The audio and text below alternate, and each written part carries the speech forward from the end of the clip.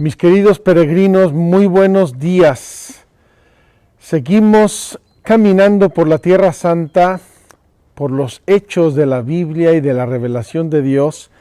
He querido venir al Monte Carmelo,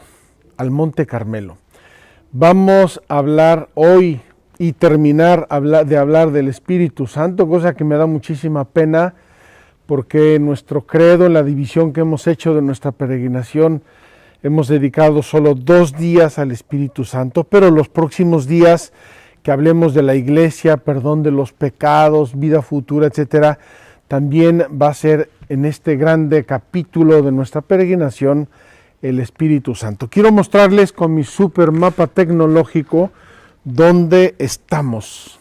Miren, aquí está el mar de Galilea y aquí está Magdala, siguiendo horizontalmente Israel hasta el mar Mediterráneo. Aquí tenemos la ciudad de Haifa y aquí la ciudad de San Juan de Acre. No hace mucho estuvimos aquí en Rosh Hanikra, y este grande monte, que es como una pequeña cordillera, este grande monte es el Monte Carmelo. El Monte Carmelo está ligado completamente al profeta Elías, y por el profeta Elías está ligado a la tradición monástica de la iglesia y especialmente a la Orden del Carmen. Quiero pedirle a Felipe que se acerque de nuevo, porque tenemos aquí 2 lugares importantes de la Orden del Monte Carmelo. Una está en la punta del Monte Carmelo y donde se ve el mar, y es donde está la gruta de Elías, donde Elías oró aquí. Y ahora estamos del otro lado del Monte Carmelo, en esta otra punta del Monte Carmelo, por el lado sureste, digamos, del Monte Carmelo, y estamos viendo el Valle de Jezreel, que les voy a mostrar en unos momentos. Y estamos en el lugar llamado del sacrificio. El lugar del sacrificio está en el primer libro de los Reyes y lo vamos a leer de aquí, en donde estas cosas ocurrieron, porque es un pasaje maravilloso de la Biblia y creo que nos atañe mucho a todos. Vengan conmigo un momento, quiero subir a la terraza de este monasterio. Es un pequeño monasterio carmelitano, y vamos a ver el Valle de Jezreel. Estamos en la terraza del convento de los padres carmelitas. Este lugar se llama Musraka. Musraka es un nombre así como que suena medio feo y medio raro. Aquí en el suelo están señalados los lugares y a qué distancia están. Y quiero señalar aquí, queridos hermanos, un dato moderno y un dato antiguo. El dato moderno es que aquí, al pie del Monte Carmelo, en esta parte, repito, sureste del Monte Carmelo, hay una ciudad que se llama Yoquenam, y que es uno de los grandes polos tecnológicos avanzadísimos de Israel en este momento. Ahí se producen elementos y partes de computadoras muy sofisticados y muy importantes en todo lo que es el mundo tecnológico, la high-tech. Y aquí pueden ver, queridos hermanos, tenemos a la vista de un modo maravilloso todo este grande valle de Jezreel. Es un valle que tiene diversos nombres, casi todos nombres bíblicos, y que aparecen en la Biblia, importantísimos. La vida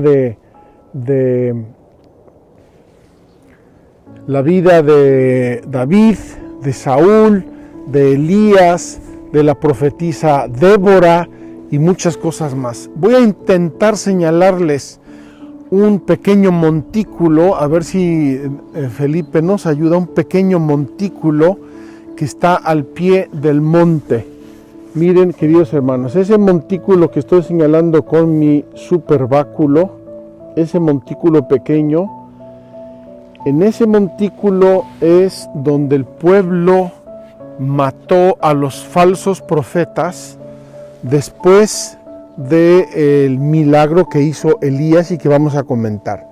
Al pie de ese montículo pasa un arroyo que se llama Kishón, que aparece también en muchas ocasiones en la Biblia. Vamos a bajar a donde está la escultura de Elías.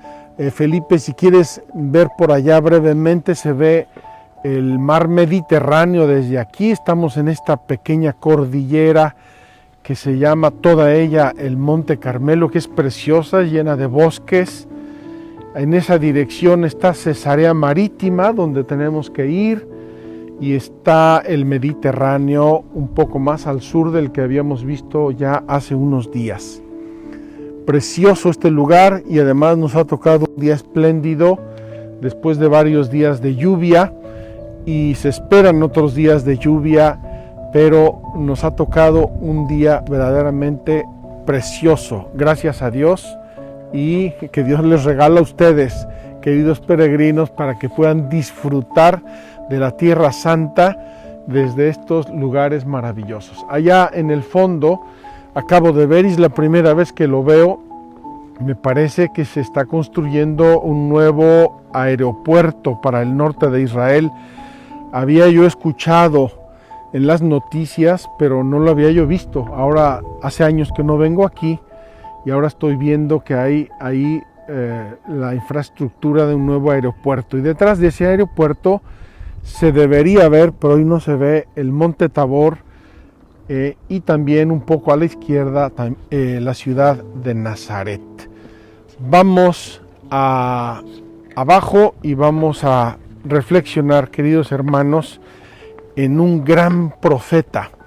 Quise venir hoy a hacer aquí la catequesis sobre el Espíritu Santo, porque dice el credo que el Espíritu Santo habló por los profetas, y quiero verlo encarnado en la persona de Elías, porque es fascinante el modo como Elías verdaderamente fue un instrumento de Dios, y cómo Dios y el Espíritu Santo lo usaron en un momento muy decisivo, muy clave de la historia de Israel. Vamos pues delante del profeta Elías, una escultura muy interesante que tienen aquí los padres carmelitas, y allí vamos a iniciar nuestra catequesis. Queridos peregrinos, aquí delante de esta maravillosa escultura de Elías, que tiene a sus pies una presentación que hace el libro del Eclesiástico en el capítulo 48, surgió Elías, que era un fuego, y su palabra era una antorcha encendida. Elías es el símbolo del fuego del Espíritu Santo. Yo he querido tener aquí con ustedes esta catequesis, ya les dije, porque el credo nos dice que el credo niceno-constantinopolitano nos dice que el Espíritu Santo habló por los profetas. Luego vamos a aclarar qué significa profeta en términos del catecismo, en términos de la teología católica. Dice así el capítulo 18 del primer libro de los Reyes, el sacrificio del Monte Carmelo. Y tengo que dar un pequeño antecedente. Elías vivió en un periodo políticamente convulso. Ahab, el rey, y ya se había establecido el reino de Israel contra el deseo de Dios, pero insistieron los israelitas que querían un rey, y dice Dios, bueno, ahí les van los reyes, pero se atienen a las consecuencias. Y además, Ahab se había casado con una extranjera idólatra que adoraba a los dioses del Baal. Los Baales, era de la zona del actual Líbano, no muy lejos de aquí. Y esta mujer, una mujer intrigante y muy difícil, se ve de carácter por lo que nos dice la Biblia, pues instigaba al rey a perseguir a los profetas de Yahvé, montaron altares a los dioses de Baal y persiguieron la religión con todas sus ganas, hasta el punto que dice la Biblia que quedó solamente Elías fiel a Dios. Imagínense por un segundo lo que significa eso en un reino, en un territorio, en un país, que solamente una persona quede fiel a Dios. Y este fiel a Dios fue perseguido a muerte por todos lados. Por todos lados. Bueno, el capítulo 18 sería muy interesante leerlo completo, pero voy a comenzar desde el versículo 20. El sacrificio del Carmelo. Estamos en el monte Carmelo. Ahab envió a todos los israelitas y reunió a los profetas en el monte Carmelo, a toda la población y todos los profetas. Elías se acercó a todo el pueblo y dijo: ¿hasta cuándo vais a cojear con los dos pies? Si Yahvé es Dios, seguidle. Si Baal, seguid a éste. Decídanse qué Dios van a seguir, pero que sea verdaderamente Dios, dice Elías. Pero el pueblo no le respondió nada. Sabían que tenían la conciencia medio suciona. Dijo Elías al pueblo: he quedado yo solo como profeta de Yahvé, mientras que los profetas de Baal son 450. Que se nos den 2 novillos, que elijan un novillo para ellos, que lo despedacen y lo pongan sobre la leña, pero que no pongan fuego. Yo prepararé el otro novillo y lo pondré sobre la leña, pero no pondré fuego. Invocaréis el nombre de vuestro Dios, yo invocaré el nombre de Yahvé, y el Dios que responda por el fuego, ese es Dios. Todo el pueblo respondió: está bien. Elías dijo a los profetas de Baal: elegíos un novillo y comenzad vosotros primero, pues sois más numerosos. Invocad el nombre de vuestro Dios, pero no pongáis fuego. Tomaron el novillo que les dieron, lo prepararon e invocaron el nombre de Baal desde la mañana hasta el mediodía, diciendo: Baal, respóndenos. Pero no hubo voz ni respuesta. Danzaban cojeando junto al altar que habían hecho. Llegando el mediodía, Elías se burlaba de ellos y decía: gritad más alto, porque es un Dios. Tendrá algún negocio, le habrá ocurrido algo, estará en camino, tal vez esté dormido y se despertará. Gritaron más alto, sajándose según su costumbre con cuchillos y lancetas hasta chorrear la sangre sobre ellos. Cuando pasó el mediodía se pusieron en trance hasta la hora de hacer la ofrenda, pero no hubo voz, ni quien escuchara, ni quien respondiera. Entonces Elías dijo a todo el pueblo: acercaos a mí. Todo el pueblo se acercó a él, reparó el altar de Yahvé que había sido demolido. Tomó Elías 12 piedras según el número de las tribus de los hijos de Jacob, al que fue dirigida la palabra de Yahvé diciendo: Israel será su nombre. Erigió con las piedras un altar al nombre de Yahvé, e hizo alrededor del altar una zanja que contenía como unas 2 arrobas de sembrado. Dispuso la leña, despedazó el novillo y lo puso sobre la leña. Después dijo: llenad de agua 4 tinajas y derramadla sobre el holocausto y sobre la leña. Lo hicieron así. Dijo: repetid, y repitieron. Dijo: hacedlo por 3ª vez. Por 3ª vez lo hicieron. El agua corrió alrededor del altar y hasta la zanja se llenó de agua. A la hora en que se presenta la ofrenda, se acercó el profeta Elías y dijo: Yahvé, Dios de Abraham, de Isaac y de Israel, que se sepa hoy que tú eres Dios en Israel y que yo soy tu servidor, y que por orden tuya he ejecutado todas estas cosas. Respóndeme, Yahvé, respóndeme, y que todo este pueblo sepa que tú, Yahvé, eres Dios que conviertes sus corazones. Cayó el fuego de Yahvé que devoró el holocausto y la leña y lamió el agua de las zanjas. Todo el pueblo lo vio y cayeron sobre su rostro diciendo: Yahvé es Dios, Yahvé es Dios. Elías les dijo: echad mano a los falsos profetas de Baal, que no escape ninguno de ellos. Les echaron mano y Elías les hizo bajar al torrente de Kishón, y allí los degolló. Queridos hermanos, repito mi premisa. Un momento dificilísimo de la historia de Israel, en que el pueblo es perseguido, los fieles a Dios son perseguidos, los profetas son perseguidos y queda solo Elías. Por cierto, Elías, por quien no lo sabe, vivió en el siglo IX antes de Cristo, poco tiempo después del rey David y del rey Salomón, y su nombre significa Yahvé es mi Dios. Ya desde el nombre en el Antiguo Testamento es muy expresivo, Yahvé es mi Dios. Pues este pobre de Elías recibió una vocación terrorífica, hablando humanamente.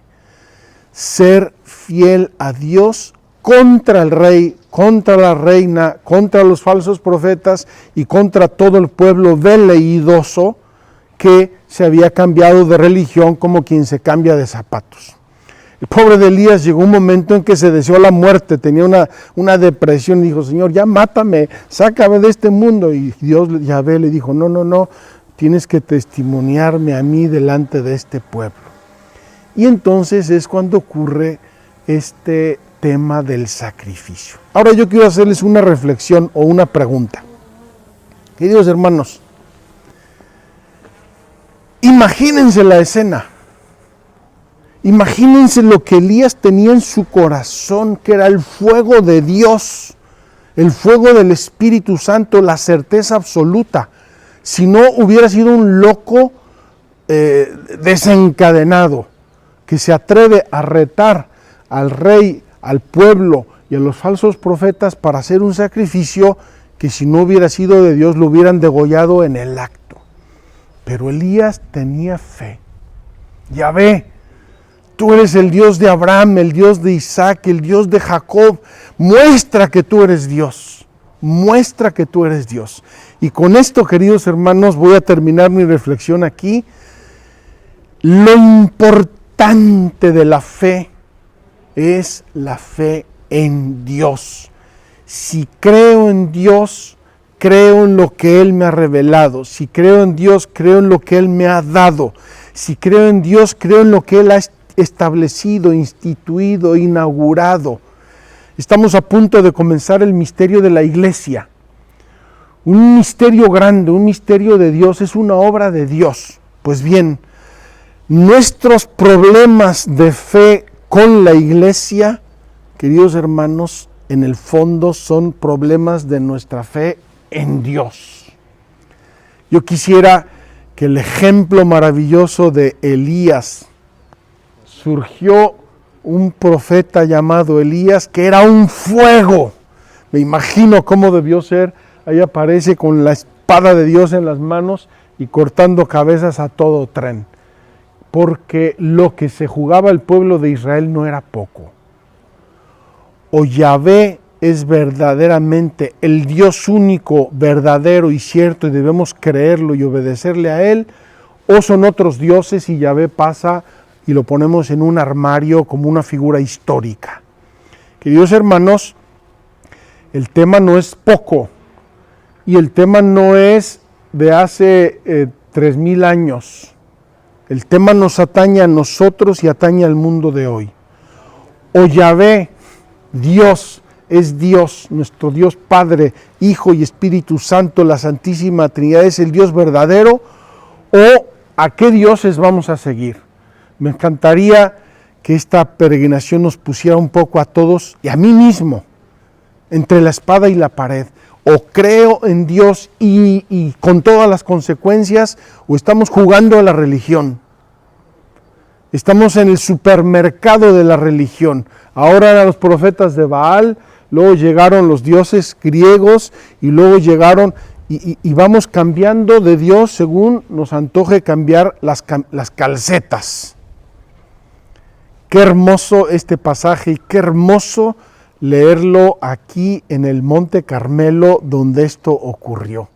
Queridos peregrinos, logramos pescar aquí un momentito al Padre Julio, carmelita, descalzo, español, originario de Albacete y que amabilísimamente nos ha permitido entrar a hacer este programa para ustedes. Padre Julio, tenemos aquí a muchos peregrinos virtuales, no virtuosos, eso no lo sé, virtuales. Y estamos hablando de la fe. Tú que eres el custodio de este lugar santo, bíblico, ¿qué les dirías a nuestros peregrinos sobre la fe en Dios? Pues la fe tiene dos vertientes, digamos, dos dimensiones. Está la fe que nos propone la Iglesia, que son las verdades que hay que creer, Dios, Padre, Hijo, Espíritu Santo, la Trinidad, la Iglesia, todo lo que encontramos en el credo, y la fe como abandono en las manos de Dios, como confianza en las manos del Padre. Esas son las dos dimensiones que veo yo en la fe. Y la fe también, ahora que estamos delante del profeta Elías, como opción de vida ante otros ídolos, ante otras realidades que nos apartan de Dios. Entonces el profeta y este lugar santo es digamos, un icono de lo que nos dice el profeta, ¿no? ¿Hasta cuándo vais a estar cojeando de un pie o del otro? Si existe Dios, vamos a creer en Él. Entonces, y vamos a confiar en Él. Y confiar en Él, y poner toda nuestra vida. O sea, personas de un solo amor. Eso, la persona que tiene fe es la persona que está orientada solamente en el amor de Dios.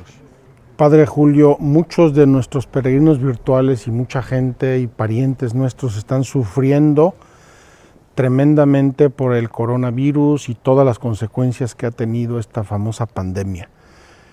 ¿Tiene nuestra fe un mensaje para nosotros en este momento, aquí desde el Monte Carmelo? Yo creo que sí, es importante y yo estoy viviendo ahora, recibiendo ecos también de personas consagradas que desgraciadamente para mí están viviendo una fe un poco frágil. O sea, tenemos las tres virtudes teologales, ¿no? La fe, la esperanza y la caridad. Bueno, pues la esperanza, que es la pequeña de las tres virtudes, es la que tiene que tomar fuerza ahora y arrastrar las otras dos, porque a veces me da la impresión de que estamos, sobre todo la gente que ve y estamos ya tocando el final de los tiempos, que Dios con esto, y está viendo todo como muy gris, muy escatológico, muy como que hemos hecho algo mal y entonces Dios nos está castigando y esto es el final. Bueno, pues yo intento siempre transmitir una palabra de esperanza. O sea, es la fe confiada en Dios, es la que tenemos que intentar vivir ahora. Además, Jesús, cuando le preguntaron por el fin de los tiempos, él dijo que ni él lo sabía, que solamente lo sabía el Padre. Eso es. Pero ahora tenemos muchos profetas que dicen que ya llegó el final de los tiempos. Yo creo que falta mucho, queridos hermanos, confiemos que este periodo es una poda al árbol, una poda dolorosa, pero este árbol, como estos olivos maravillosos que tiene el Padre Julio, van a reverdecer y va a aparecer una nueva etapa de la vida del mundo y también esperamos de la vida de la Iglesia. Padre Julio, muchas gracias. Muchas gracias. Encomienda a nuestros peregrinos desde este lugar para que hagan una opción como la de Elías. Dios. Sí, o sea, yo invitaría a los que cuando pase este momento de pandemia, pues los que tengan ocasión que vengan a este lugar, que es un lugar ecuménico, o sea, el profeta es padre espiritual de las tres grandes religiones monoteístas. Y todos los que vienen aquí vienen precisamente para afianzar su fe, para decir, si vienen los catecumenales, quita los ídolos de tu vida, si vienen otro tipo del séptimo día, o sea, todos es orientar nuestra vida hacia Dios como confianza, como abandono, con esa esperanza de que Dios conoce mejor que nosotros lo que nos conviene y nos lleva siempre de su mano. Ese es el mensaje que yo os daría y os invitaría a vivir si algún día tenéis ocasión de venir a Tierra Santa, venir a Deir el-Múrraka, a esta casa, el sacrificio del profeta Elías. Mil gracias, Padre Julio, que Dios te lo pague. A vosotros. Queridos peregrinos, la segunda parte de nuestra catequesis la vamos a hacer aquí en medio del Monte Carmelo. Ya les dije que Carmelo, Monte Carmelo significa Jardín de Dios y no es gratis el nombre. En este monte desde toda la antigüedad se dieron cita profetas, santos, ermitaños y también en el Nuevo Testamento, y por ese motivo nació en este monte la Orden del Carmen. La Orden del Carmen inicialmente eran muchas personas santas que se dispersaban por este monte y vivían aquí, comiendo pobremente, viviendo en las grutas, solitarios, rezando, sacrificándose, hasta que en el año 1208 el patriarca San Alberto de Jerusalén los convocó y les dio una regla de vida. Quiero por esto aquí, desde el Monte Carmelo, muy cerca de Murraca, que ya visitamos, hacer la segunda parte de nuestra catequesis. Y quiero tomar hoy como base de nuestra segunda parte una promesa maravillosa de Jesucristo en el capítulo 7 de San Juan. Capítulo 7 de San Juan. Este capítulo tiene un contexto importantísimo según el Evangelio de San Juan, que es la fiesta de las tiendas o de los tabernáculos. Esta fiesta se llama Sukkot en hebreo, que es el plural de Sukkah, que significa tienda, tiendas, y la función de esta tienda, de esta fiesta, que es una de las tres fiestas más importantes del judaísmo, Pascua, Pentecostés y los tabernáculos, tres fiestas cuando los judíos tenían que subir a Jerusalén, si era posible, de peregrinación. Esta fiesta tenía dos finalidades, dos significados, y yo creo que Jesucristo quiso recogerlos. Jesucristo no hacía nada al azar, todo tenía un sentido, un contexto, una finalidad, un significado profundo.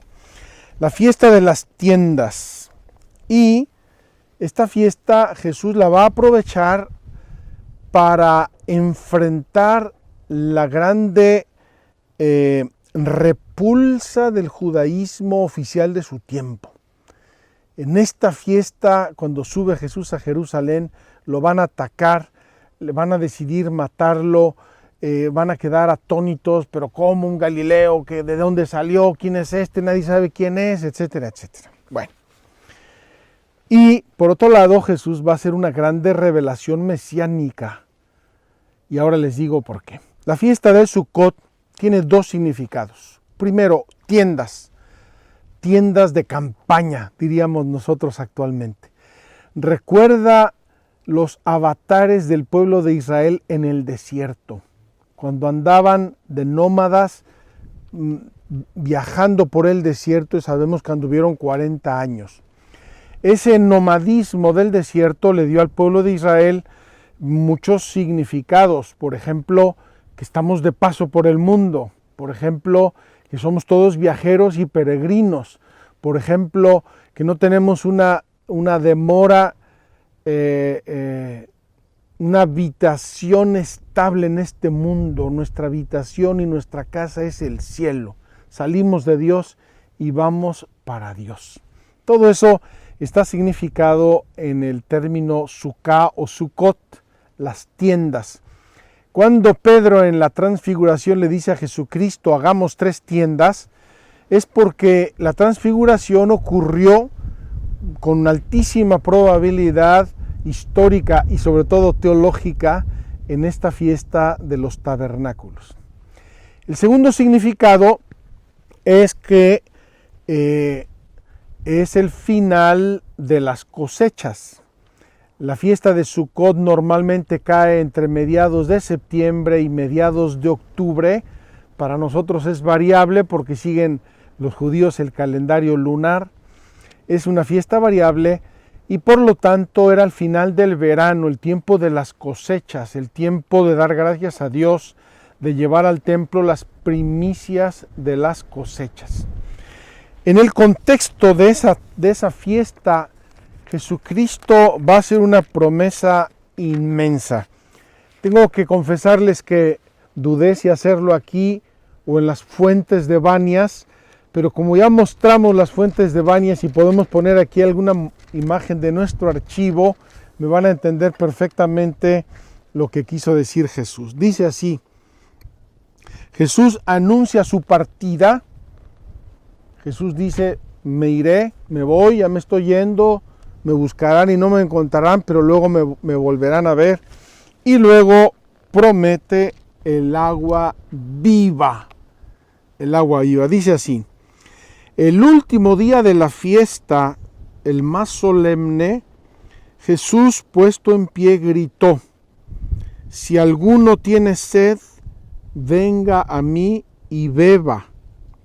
El que crea en mí, como dice la Escritura, de su seno correrán ríos de agua viva. Esto lo decía refiriéndose al Espíritu Santo que iban a recibir los que creyeran en él, porque aún no había Espíritu, pues todavía Jesús no había sido glorificado, es decir, crucificado. Queridos hermanos, para nosotros que ya hemos recorrido una buena parte de Israel, ya vimos que el río por excelencia, hay otros riachuelos pequeños, el río de Israel es el Jordán, y vimos brotar esos borbotones de agua que nos hacen pensar en esto. Dice Jesús: el que crea en mí, de su seno, de su corazón, de su alma, brotarán ríos de agua viva. Y eso lo liga Jesús, como ya hemos hablado, a su partida, a su glorificación. Quiero con esto pasar muy brevemente al tema del Espíritu Santo. Y hoy tenemos los símbolos del Espíritu Santo. Solamente los voy a mencionar. El agua, dice Jesús mismo, el agua que es el bautismo, la unción con aceite, la unción de los catecúmenos, la unción del bautismo, de la unción de los enfermos, la unción del sacerdote, la unción de las manos del sacerdote, son símbolos del Espíritu Santo, la unción. Por eso ungido es igual que Cristo, Christos en griego o Mesías en hebreo. Jesucristo es el ungido. Apareció el Espíritu Santo sobre él en forma de paloma, y es otro símbolo del Espíritu Santo, y por eso se cumple en él la profecía del Mesías de Isaías. El Espíritu Santo está sobre mí, me ha mandado a evangelizar, a curar, a sanar, a dar la luz, la vista a los ciegos, etcétera, etcétera. El ungido, Jesús tiene completamente la unción del Espíritu Santo. Fuego, ya lo vimos con Elías, y la zarza ardiente también es símbolo del Espíritu Santo, y otros muchos símbolos de la Biblia. Y el mismo Jesús dice: he venido a traer fuego sobre la tierra, y cuánto quisiera que estuviera ya ardiendo. La nube la vamos a ver en nuestra misa de hoy, la nube de la transfiguración, la nube del pueblo de Israel que lo guiaba por el desierto, símbolo del Espíritu Santo. El sello de Dios, por eso los sacramentos que de la unción son los sacramentos que imprimen carácter, es decir, el sello de propiedad de Dios que no quita nada, ni nadie, ni siquiera la muerte. El Espíritu Santo es la mano de Dios, por eso en la iglesia existe el gesto de la imposición de manos para los sacramentos, sobre todo el sacramento del sacerdocio, la imposición de manos, ahí baja el Espíritu Santo. También el sacerdote antes de la consagración hace lo que se llama la epíclesis, impone las manos sobre las ofrendas y con eso el sacerdote consagra, mejor dicho, el Espíritu Santo a través de las manos del sacerdote consagra el pan y el vino y lo convierte en el cuerpo y la sangre de Cristo. El dedo de Dios, en el Veni Creator, el himno del Espíritu Santo por excelencia, se dice dedo de la diestra de Dios. el que ejecuta las órdenes de Dios, el que las va realizando en la historia. Y finalmente, la paloma, que ya apareció desde el diluvio.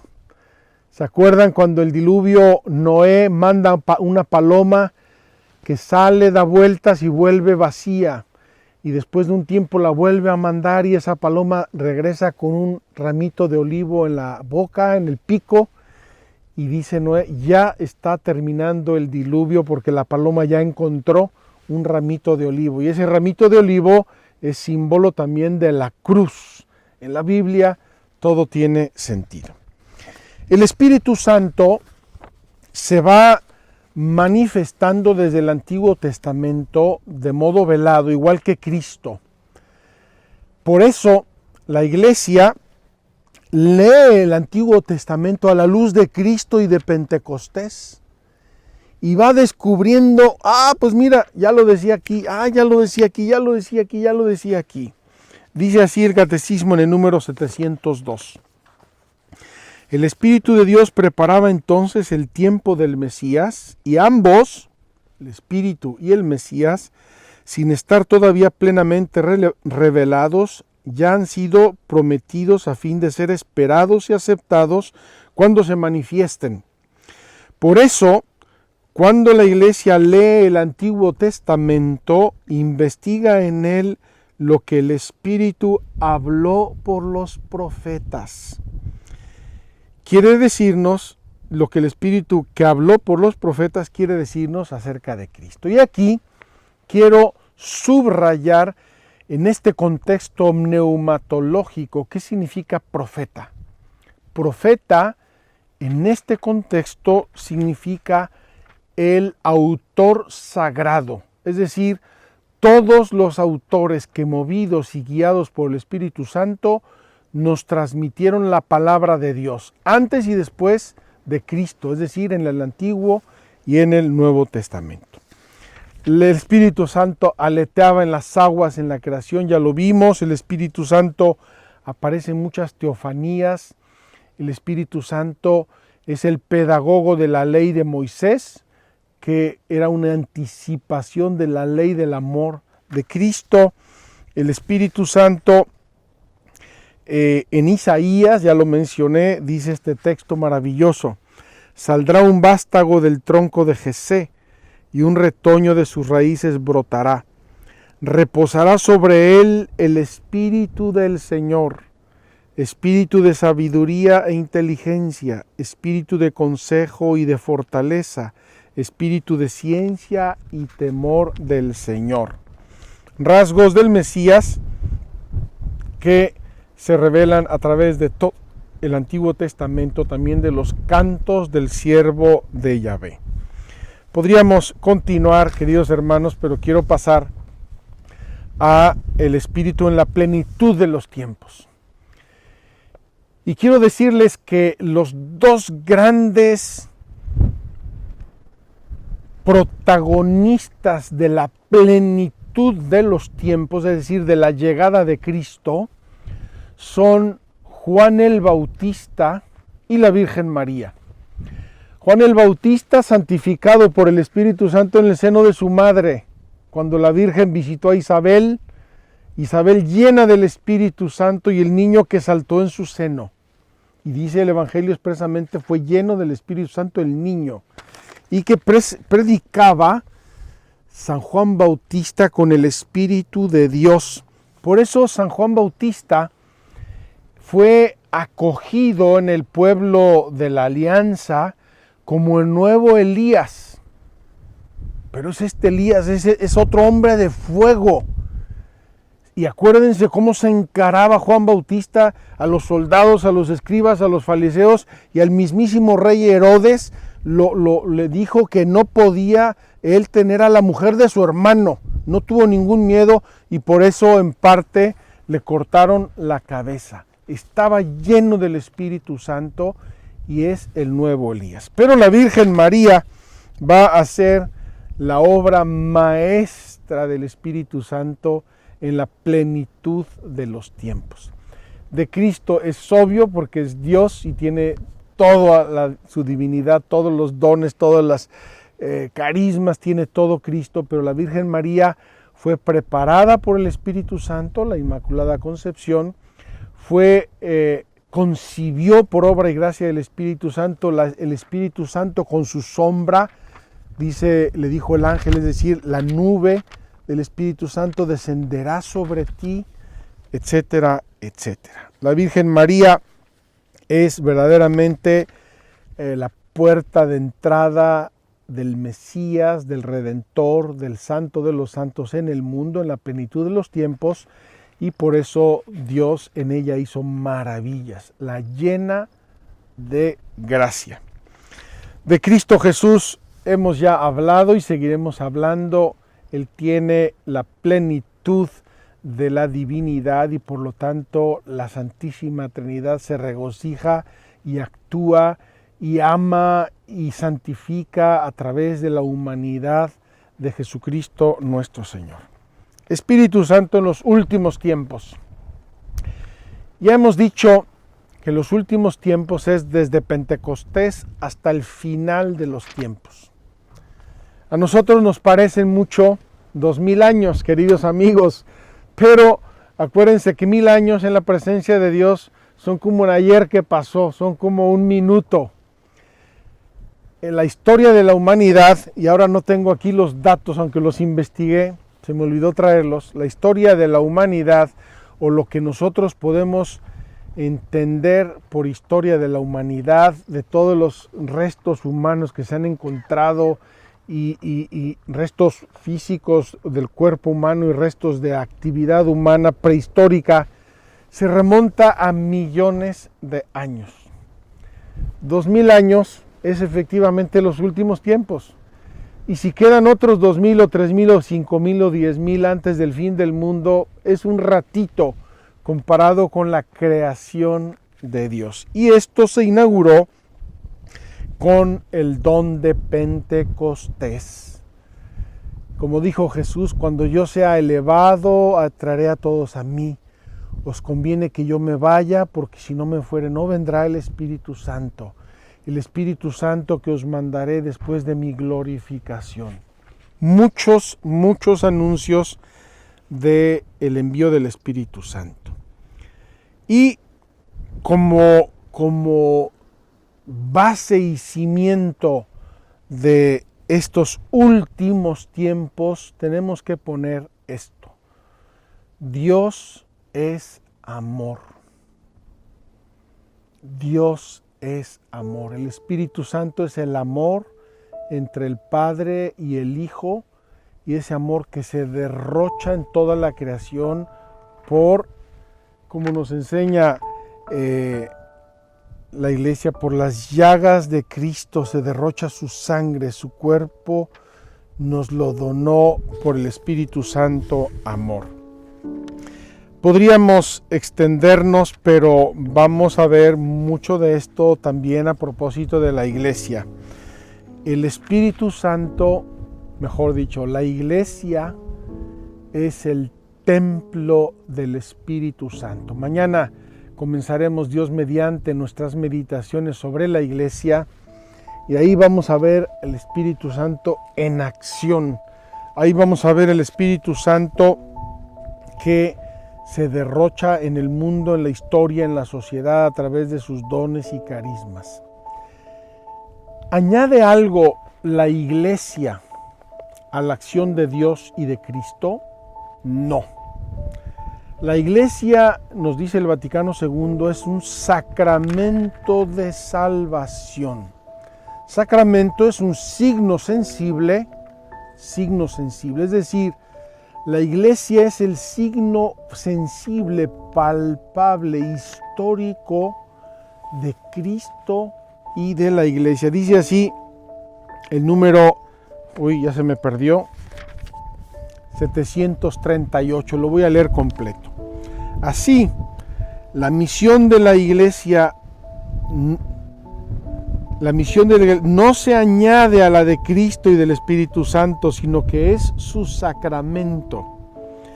Con todo su ser y en todos sus miembros ha sido enviada para anunciar y dar testimonio, para actualizar y extender el misterio de la comunión de la Santísima Trinidad, para actualizar y extender el misterio de la Santísima Trinidad. Queridos hermanos, qué regalo, qué maravilla pensar que la plenitud de Dios, especialmente, no exclusivamente, especialmente a través de la acción del Espíritu Santo, se dona al mundo a través de la Iglesia, de la Santa Iglesia de Dios, comunión y misión en el mundo. Cristo comunica su Espíritu Santo y santificador a los miembros de su cuerpo, que es la Iglesia, y va a ser el siguiente aspecto que vamos a meditar. Luego, estas maravillas de Dios ofrecidas a los creyentes en los sacramentos de la Iglesia producen sus frutos de una vida nueva. Y esto es el estilo de vida cristiano. No lo vamos a ver en esta peregrinación, bien valdría otra peregrinación. La vida cristiana, es decir, el vivir según los mandamientos del Antiguo y del Nuevo Testamento. Y luego el Espíritu Santo se va a desplegar a través de la vida de oración de los creyentes, y la cuarta parte del catecismo se refiere precisamente a la oración. Entonces, al terminar estas dos catequesis muy sucintas, repito, me hubiera gustado tener más tiempo, haberme podido explayar más sobre esto. Al terminar la acción del Espíritu Santo, la presencia del Espíritu Santo, decimos: Dios, Cristo la dona a su Iglesia, y a través de su Iglesia y en la Iglesia a través de los sacramentos, segunda parte del catecismo después de la fe. Esto genera un estilo de vida cristiana, y la vida cristiana es la tercera parte del catecismo, la vida cristiana según los mandamientos de Dios en el Antiguo y en el Nuevo Testamento y de la Iglesia, y finalmente la vida de oración. Ahí tenemos, queridos hermanos, la acción del Espíritu Santo en los últimos tiempos, a través de los sacramentos, a través de la vida cristiana y a través de la oración. Vamos a terminar aquí para poder prepararnos a la celebración eucarística, con un agradecimiento de nuevo muy gigante a los padres carmelitas que han sido tan amables, a Dios que nos ha regalado este día espléndido, y a ustedes desde el Monte Carmelo, desde el Jardín de Dios. Cuánto me gustaría que pudieran estar aquí con nosotros y ver la cantidad de flores, de pájaros, de animales, la brisa del viento. Verdaderamente estamos inmersos en un jardín de Dios. Supongo que el paraíso era más hermoso que esto, pero no cabe duda que esto también nos hace gustar el amor de Dios, y ese gusto también viene del Espíritu Santo.